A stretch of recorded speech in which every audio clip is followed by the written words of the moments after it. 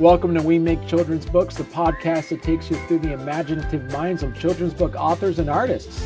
I'm your host, Barney Smith of StoryComic.com, and we're excited to have with us the highly talented children's book and comics illustrator and founder of KidsCon New England, Emily Drouin. Hey. Emily. Hi. Thanks for having me. Yeah, you're welcome. I know we've I'm trying to get you on for, I think we reached out. We're both part of also the Kids Comic Unite group, and reached out, I think back in September or so, and really wanted to try to get you on the show. And we wanted to kind of balance between, you just recently had a very successful KidsCon New England, and you started doing that back in 2016 is when you first started doing the KidsCon, correct? Yeah. Well, I kind of started off doing a mini version KidsCon at events throughout New England. Since 2013, 2015, I was doing workshops at KidsCon activity zones and teaching workshops for the kids. And also with my comics, I started attending conventions in 2013 with my kids series, sci-fi series Upless that I co-write with my husband and I illustrate. And I saw the need for there to be more stuff for kids to do. So I started asking conventions, hey, how about if I do a little some kids activities and programming? And they were thrilled to have that because that was seemed to be very lacking at the time in the early 2010s. So that's kind of where KidsCon New England was born. I just expanded it and created a whole convention devoted to all family-friendly comic and children's book creators. So families will know that there's like a safe space, that everything's been approved to be kid-friendly. Also kind of got this inspiration by having your booth next to maybe an adult comic, and it was one of these situations where it felt kind of weird having kids, having that all intermingled a bit. Yeah, that was another idea. Like I was like, let's have a whole aisle devoted just for kids stuff or family-friendly materials. Um, and there aren't too many conventions that wanted to do that. I know it's a lot of work, like tabling, and from the convention standpoint where I run shows, I know how difficult it can be to seat everyone. But that's why I felt the need for there to be a family-friendly show. And there are a lot of family-friendly shows, but aren't as thorough at looking at who's exhibiting, and so it's good to have like a safe space for families. And how does that work, for instance, with KidsCon New England? How is that process of that vetting process that you do for vendors? Yeah, so we let them all know up front in the application that everything needs to be family friendly, and we also review their works. And also before we start the show, I go around everyone in Artist Alley just to make sure things are, family friendly again, that there's no surprises. And so do you say, like, for instance, that for those that are interested, as of this recording here, you do have your table registration is open for May and next November as well, or just the May one? For both our events. Okay. Yeah, it's a ton of fun. We do lots of creative workshops, gaming, and we have fun activities like Jedi training, magic shows, and sing-along story time, and costume contests. And it's a ton of fun to inspire the kids, the next generation of comic and children's book creators. Basically, it's all about promoting art education and literacy. And that's what I'm very passionate about. Ever since I was a little kid, my favorite place to go was the library. And I was always excited when it was Saturday, it was library time. And because then I could get like all these books for free. And it fueled my love of storytelling and wanting to illustrate and write my own books. And when I was in elementary school, I was illustrating and writing my own creative stories, and my teachers really encouraged me to pursue and continue. And I'd even make like photocopies and I'd staple the books together. And and so I think that's really important to have that. Kids need to hear, to get encouragement to create. And also to there's just now everything's on the internet. You can see so many creators online now. Before it was a lot harder to meet creators. Um, and during the pandemic, I did KidsCon online. Mm. And so, it's still available. It was a 2-day event, we had for free, and people did videos, ahead of time, and I put them all together, and we did, like, a live stream, and I had my, cartoon hosts I created, and I animated them and, did the voiceover with my husband, Jeremy, and we're like, "Hey, what's up? Let's check out this next, video," and, yeah, and so it was a lot of fun, just, like, trying to cheer people up, and that's why I love creating art and children's books because it's a happy thing, and it can also be a sad thing. There are lots of emotions in arts, but I just love to create and share my love of reading with everyone. And so one of your first inspirations that kind of got you into that was the Disney Adventures, correct? Yeah. Yep. Yeah. Yeah, Disney Adventures, I subscribed to that. It was like my first kind of comics other than the traditional comics in the Sunday paper, which is where my love of comics started, like Calvin and Hobbes and Peanuts and, Family Circus and Garfield, of course. And I saw those, volumes at the library too of those comics and I used to create comics too inspired by that, but yeah. Right. Now, how do you balance the fact that you're an artist, you're an illustrator, you do a Mhm. lot of children's books, you do a lot of, and we'll talk about that and a lot of the kids comics. How do you how do you balance your time doing that, but also running a convention because that takes a lot of time as well. Yeah, definitely, as well as I'm always working on multiple projects at once. It's a lot of time management and, especially now too during the holidays, which is very good to be busy. I also have this boom of everyone I think it's something too that seems to happen at the end of the year. Everyone's like, "Oh, it's winter, we're gonna hunker down and do creative projects." Right.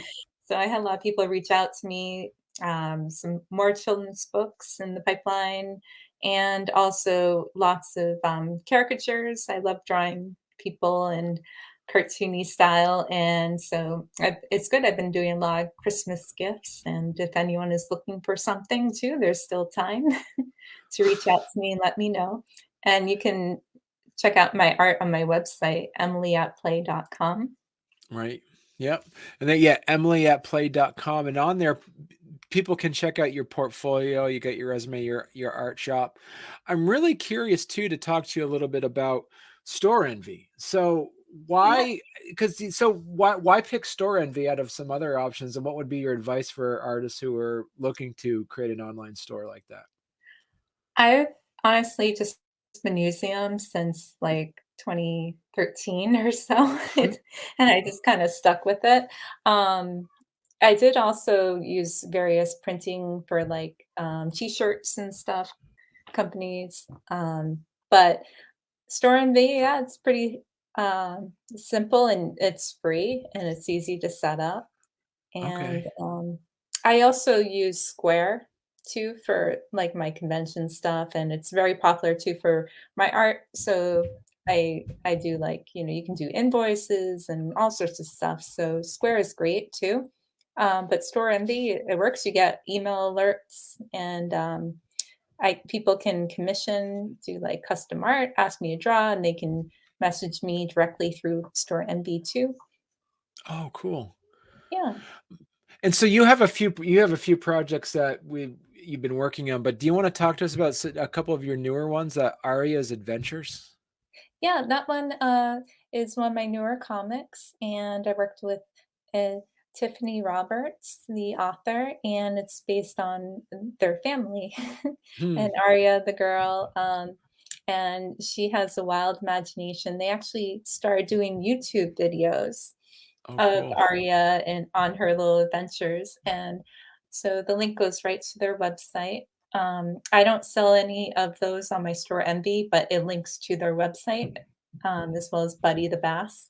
And so Arya is kind of like Calvin and Hobbes in a way that this silly, mischievous kid about the same age and has a bunch of stuffed animal friends and just takes ordinary situations and blows them up, and her imagination becomes fantastic adventures and often gets her into trouble, and her poor dad tends to get it, as you can see here. She thinks he's like the abominable snowman, and yeah. So I'm really curious too, as we're talking about this, is that um what's the difference if somebody is like, somebody's going to the library or something, or wanting to learn more about children's books? What is what's that borderline between, all right, no, actually this is a kid's comic, or no, this is a children's book? What is that? What's the definition between one being a comic book, a kid's comic, as compared to a children's book? It's, basically the format, and, Okay. so, for example, you'll have, speech bubbles, which in a comic book is quite common, and also, like, action words, and this is another from the book. And so, yeah, and usually they're in panels, and Mhm. my particular style, I kinda did this like a crayon. So, in her imagination, they're the crayon borders. And then when it comes to real, the crayon disappears and you can see Okay. the reveal.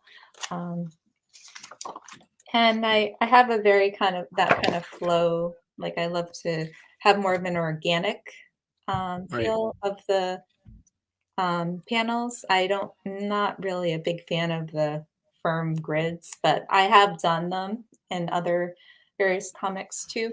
But in my particular style, I love doing a more of a flow, like doing the Z style, but more organic and whimsical flowing in. And then for a children's book, it's basically you'll have like a picture. This one's one of my recent ones, Buddy the Bass in the Gooey Mm, Green Slime. And the author is Edwin Mark Brooks, and it's available on magicmarkbrooks.com too.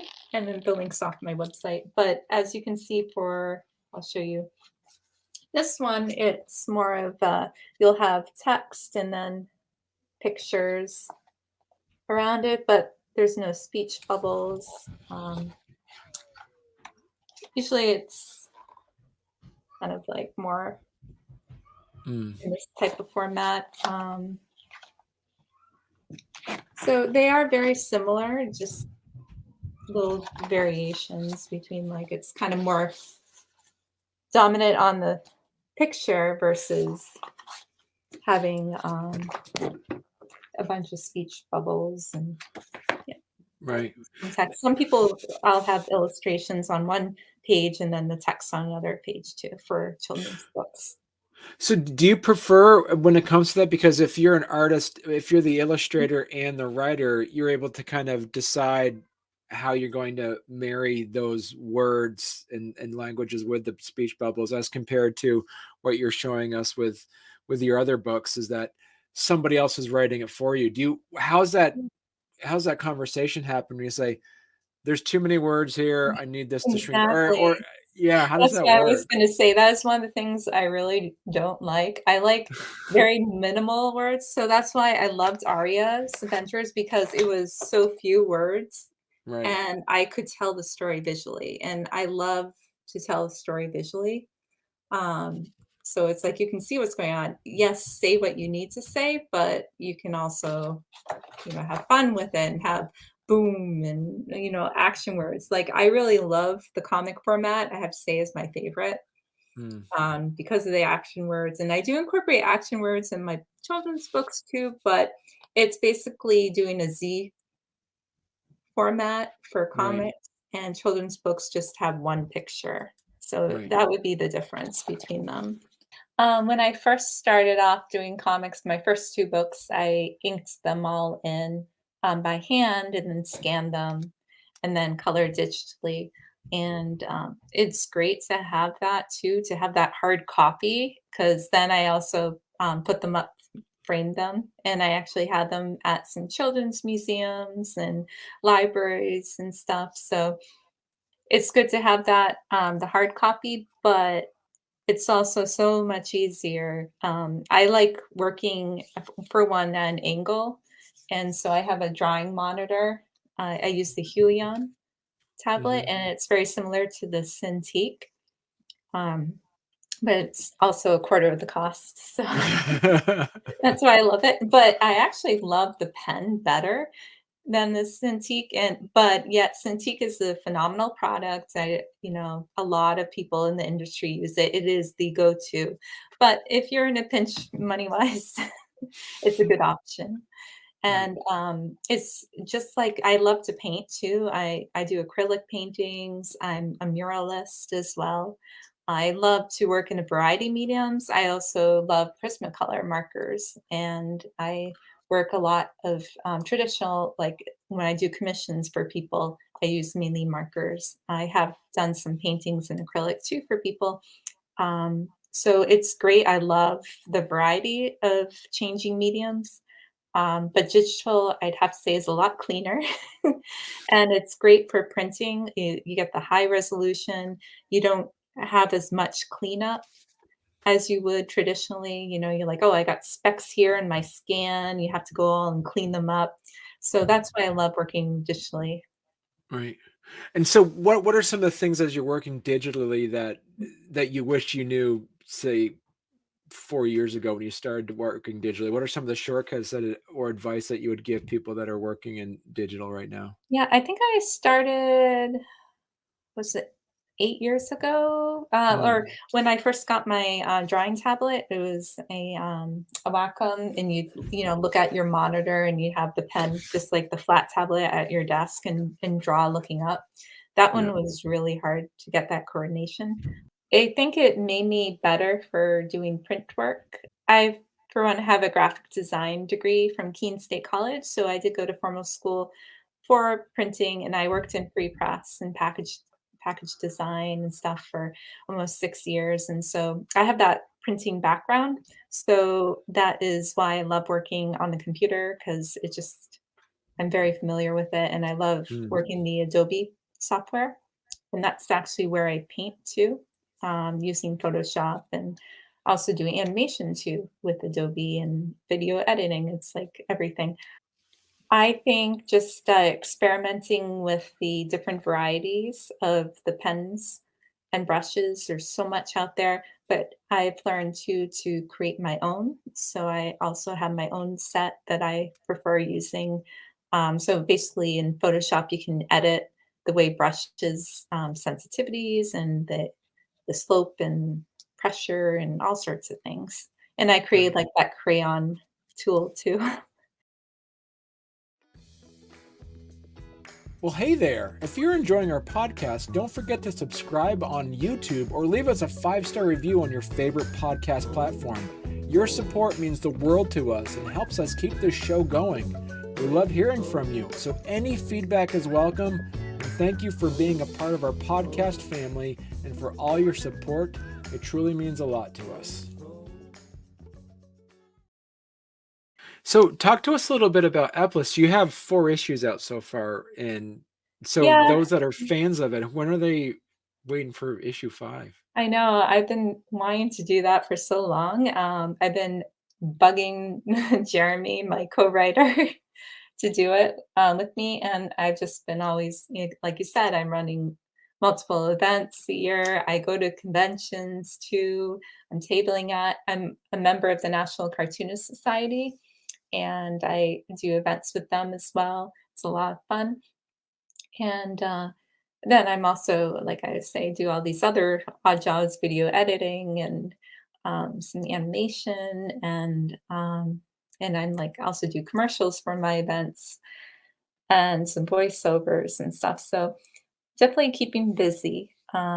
but I hope to do I don't want it to die. I wanna do another Epless soon, so, yeah, we have been, writing the story, and it's just a matter of finalizing it, so hopefully soon.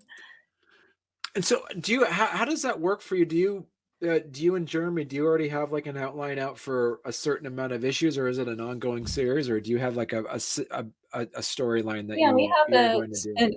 a story arc, and, we planned it out, and, one of the things I would like to do is animate it, create it Okay. as an animated series. My cousin and I are both musicians, but he is definitely better composer than I am, so he is amazing. He did the theme song for Epless, and it's on my website too. And I'd love to, use that and do a cartoon show in the future. So it's a lot of fun. Yeah.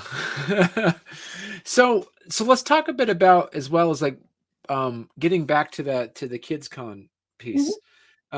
You mentioned that there's a vetting system that's in place to make sure that people are kind of have that age appropriate piece to it. Um, have you seen in the past almost 10 years, you've been, because you mentioned this started in 2016, but you started tabling back in, 2015, 2014 or so, 2013. right? Yeah, 2013. 2013. Yeah, and then I created KidsCon New England in 2015, but I was doing, like, KidsCon, 2014 on, like a mini version of it within conventions. Mhm. Um, yeah. And I guess, a piece of it, have you noticed in the almost 10 years that you've been doing this, have you seen a surge in kids comics right Oh, now? definitely. Yeah, and we're not, just about comics, we are about children's literature in general, so, and as well as indie art. So we have illustrators on, crafters even. Our event is more focused on the indie scene. We do get some guests that are mass published. They have like Macmillan and, others um, that attend. And we had the investigators, John Patrick Green, at our previous show, as well as Dave Roman from Astronaut Academy and Teen Boat. And it was awesome to have them there. Um, yeah, so we're more generally like an indie, like people that create. We limit the amount of vendors, so we don't like mass produce things. We like to keep Mm. it more of like these are things people made, like small press and by made by hand.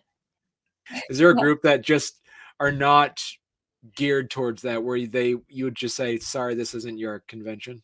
yeah, it's been hard. Like every now and then you get some weird ones like Windows. But, I try to limit, if they wanna be on the outside, yeah, that's fine. But, we're definitely grateful for our sponsors too. Like, you have Rhode Island Comic Con, they're sponsored by Cardi's mattresses every year. So, that does happen, you're welcoming anything family friendly, but to a certain degree, like, it's very limited if it's outside of the children's books and Right, children's gaming. Like, we have indie game makers there as well, and, people that make, like, their own toys. So, right. I know they're like, you always see Wild Bills. Yeah, we don't have Wild Bills, but they we just like to try to keep it more of like an indie scene, so, yeah. Right, right. As you talk with KidsCon, there's a beautiful marriage that KidsCon would have with, like, say, for instance, with the libraries, for instance. Mhm. How important do you push that to really get libraries involved in the KidsCon New England?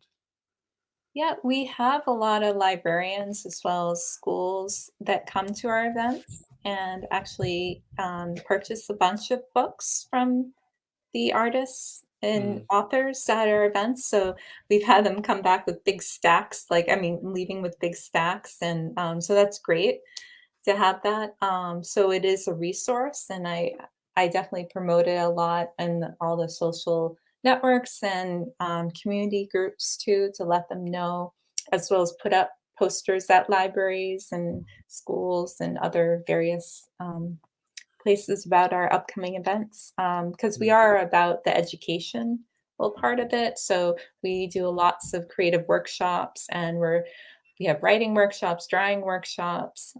We even had a character comedy improv at our classroom, which is a lot of fun. So it's all about that education. So we welcome to any libraries and things. We've had local bookstores table at our events. And as well as I myself have done workshops at libraries and at schools, teaching how to create comics and stuff. So I Right. have done a lot of those, and I love to do some too. There, if you have a school or a library who'd like to invite me as a guest, I'd love to come.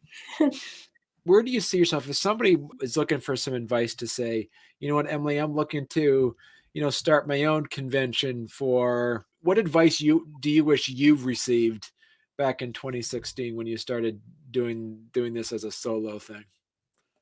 Well, like anything, I think it's you learn from on the job, you know, experience. I'd recommend like how I started out tabling at conventions. And so Mm, it gives you a unique perspective being on that end of what you like and what you don't like about conventions for one, but also too volunteering to work at shows. That was another thing that helped me to learn how to run a convention, seeing all those different aspects and behind the scenes. So I was doing that, like again, running my kids con areas and volunteering in that, and doing a variety of things, not just comic cons, but doing fairs and doing library shows and a hodgepodge of things. I've learned to adapt in the space you're provided. right. And so it's just you have to learn to be flexible with spaces, and the more each year you'll learn more and more what works and what doesn't work. So your first time you run a show, it's definitely going to have a lot of hiccups, and then you learn from that. And Right. the more you do them, hopefully the better you get. But there are things that will pop up no matter how hard you plan for everything, and it's inevitable, but you just try to, from your experience each year, you get better and better and more familiar how to handle situations. Right. So Now, yeah. and how much have you seen changed a bit through like pre-COVID conventions to now this post-COVID convention scene? What things have you been able to adjust or update or evolve into? Yeah, we in the when we came back, we weren't able to do a New Hampshire show or a main show in 2020, but we did our KidsCon online. And then 2021, again, it was still the pandemic wouldn't allow us to have a show in spring, so we had our main event in 2021. So I was bummed we couldn't do that New Hampshire show. And then we finally had both our New Hampshire and fall main show this year.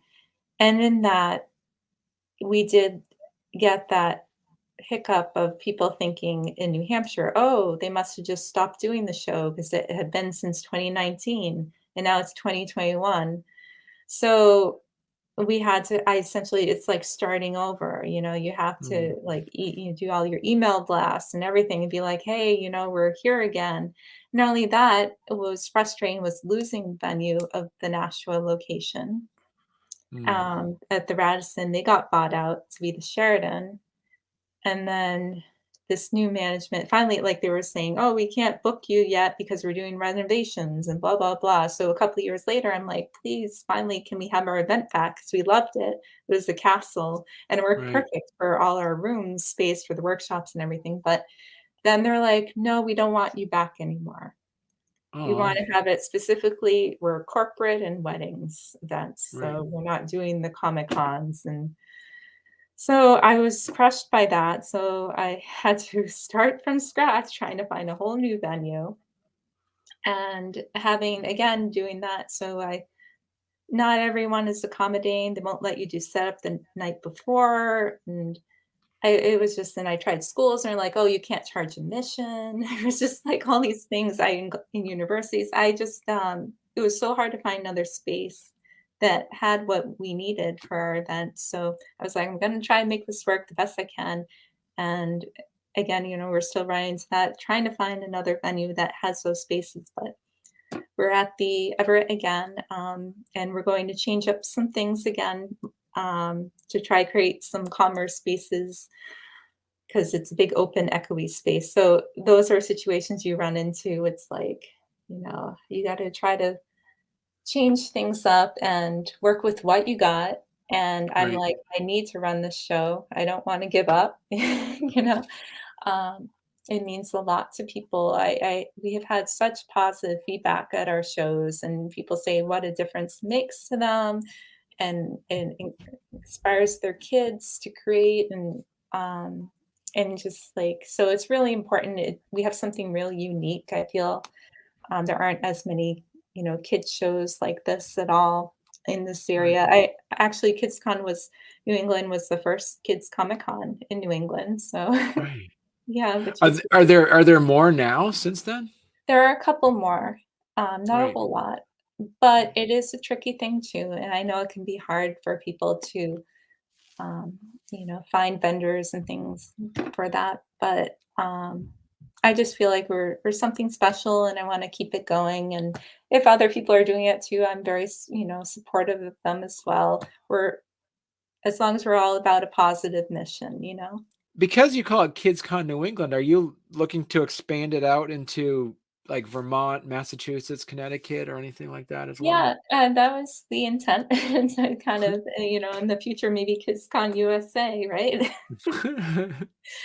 So I have been looking and trying to expand it to other states, and I have been on tour, contributing to the kids areas at various events like Baltimore Comic Con, which I had a lot of Mm, fun at the Kids Love Comics Pavilion, which I feel we should do more. Like if only other events followed like that, like just have a kids space, like they're on the same page and wanting to have that zone devoted to kids. Rhode Island Comic Con, I'd love to help them expand their kids section. That's another thing, that I feel like could use some more improvement, to help, create something bigger, like a bigger space than right. just laying some tables out for the kids coloring. A So, more immersive experience. Yeah. and where do you where does it come down to where you see it almost like, is there like an age range where you say, all right, this is definitely a kid's comic as compared to that? Is there a specific age range on there, or is it about art style, or is it about storyline? What would constitute a kid's comic in that sense? Yeah, well, you do have some people like Scotty Young that has a very fun, like, cutesy style, but, Adventures in Fairyland is not for little Right, kids, but it looks cute. So, you can't just go by that cute formula, because you can have that type of humor where it can get bloody and gory. So, if it has right, that excessive bloody, gory stuff, like even some, Batman and things are really dark. right. Um, Generally, I find, like, if they are more colorful, if they have fewer text, usually, and more bubbly, Mhm. is usually, for kids comics, darker colors, more muted tones, definitely more for mature, and I have a very vibrant style, and I for a long time, was wondering if that's why publishers kept turning my stuff down. Because there was this kind of period where a lot of kid comics were very kinda muted down, but kids love color, they love pops Right. of color, so, but, like, for example, my comics generally ages, 5 and up, so if they're, like, very visual, very few words, then that can appeal to little kids, even younger. So talk to us a little bit about some of the places that you've joined as well, like the National Cartoonist Society and the Society of Children's Book Writers and Illustrators. Yeah, as well as, Kid Lit 603 in New Hampshire. Okay. Yeah, I feel if you are an aspiring author, new illustrator, you want to do books, now is the best time to go online and connect with the communities out there. You can find on Facebook, on Twitter or Instagram, but I prefer using Facebook. I feel like their groups, their community groups, they have lots of children's book and comic book creators groups out there. They have ones that are regional chapters. I am part of the National Cartoon Society, and we have divisions for New England and all sorts throughout the country. And if you go on nationalcartoonist.com, you can find out more about if you're interested in joining, and all the information's on there. And the Society of Children's Book Writers and Illustrators is very similar. We have groups too, based on the regions, scbwi.org. And if you look on there, you can find it's a great resource too if you're looking for an illustrator, writer as Okay. well. Mm. Or cartoonist, you can find a variety of different styles. People, we list our portfolios on there, and there is a fee to join both of these groups, but you can find out more on the member information off the website. But I think Right. it's great networking. Occasionally, we have streaming like on Zoom meetings, and hopefully more in-person events in the future. I know, go figure, the pandemic kind of threw things off, but um, things are picking back up, and so it's great to be on there. And yeah, you can see my some of my examples there, and I've gotten jobs being on that website, as well as again, people, Googling you. If it's important to have your own website. You can do tags on your work too, like, comic artist, or, cutesy cartoons, animals. Um, so it's definitely important to use the internet for that. It was a lot harder prior to these times of the internet being so Mm. widely available to everyone now. And the only downside, if you are an artist, I'm sure you've heard of everything going on. Well, for one, at first, there are websites too, like Fiverr, Mhm. and people do, ask to do odd jobs there, like, hey, I'm looking for an animator to do this, 5-minute thing. And you're going to have some people in like way far east, like Indonesia, and they're like, I'll do it for $5. So that's what does hurt artists. You're like, come on, I'm spending the whole day on this. Is it really fair to pay? Would you pay a doctor? Like you go to the doctor's office, they see you for like 2 minutes and you get charged $300. Right. So there needs to be more respect, I think, in the artist world, because it is work. It is an actual job. It is hard, you Mm. know. And of course, now there's the AI is another thing. Yeah. And the AI, though, I mean, it's the early stages, and it could, it will inevitably probably get better and better, but they are using art from artists. So it's not starting off from scratch. Right. But then again, we are inspired by other artists just as the AI is inspired. But it's one thing when they're taking that image and, using so much of it. Um, so artists, don't upload your art on there because it's just feeding the system. But a lot of people had their work taken and they didn't get permission. Right. And the thing about copyright is if you change it just a little bit, then it's a unique work. And Mm. I know I've had my stuff ripped off too, and I'm sure pretty much every artist at this point, you have something online. You need to be online to get noticed, but as soon as you have something online, it's out there for anyone. Right. It's definitely challenging, but there's still a lot of people that want something unique, and AI cannot provide that unique personality to the piece than artists Right. can, especially the fingers right now. I know, I saw that. But I'm sure that will get better in the future. But I mean, as far as when I looked, I just went through and I was like, okay, it's not good at cartooning yet. So I think we are good for as far as being cartoonists, but Right. knock on wood. So you mentioned too that you're available to illustrate self-published books. So is Mhm. there a reason why you pick specifically self-published works and not maybe something larger from Well, like say a larger company or something? mainly because I keep reaching out to those companies and I never get accepted. Oh, okay. I'll keep at it. I never give up, as well as agents too. So basically, I'm just kind of getting what I can get. Mainly, again, I meet these indie creators. I love working with indie creators too because they're a lot of times just starting out. So I'm trying to like raise them up too. We're trying to help each other to get noticed, and I give advice too from my experience, and I love to help people out. There's only so much you can do. Obviously, they need to do some work too. Right.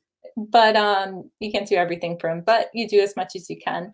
And so I love working with the indie scene because it's like I love the variety of projects and, it keeps the job interesting. I'm not just working on this one graphic novel that's going to be taking me the next 5 years. I've devoted this publisher to doing. But you're also, committed that you can't do your own personal projects if you have all these others lined up, which, can eat up into your time trying to, Right. do things, which, like for Eplis, for example, through Facebook groups is how I've gotten a lot of my work and through the society online websites. As we mentioned at the top of the show, for those that are interested in learning more about your work and what you do, they can go to emilyatplay.com. And if people want to learn more about the KidsCon New England, they go to kidsconne.com. Very, very excited for you to come on the show. Oh, thanks. Oh, and I've had people ask me about what Emily at Play, like they thinking that song by Pink Floyd. It's actually based on a Warren Beatty quote. You've achieved success in your field when you don't know whether what you're doing is work or play. So Okay, this is me, Emily at Play, and also great, work. perfect, excellent. Well, thanks a lot, Emily.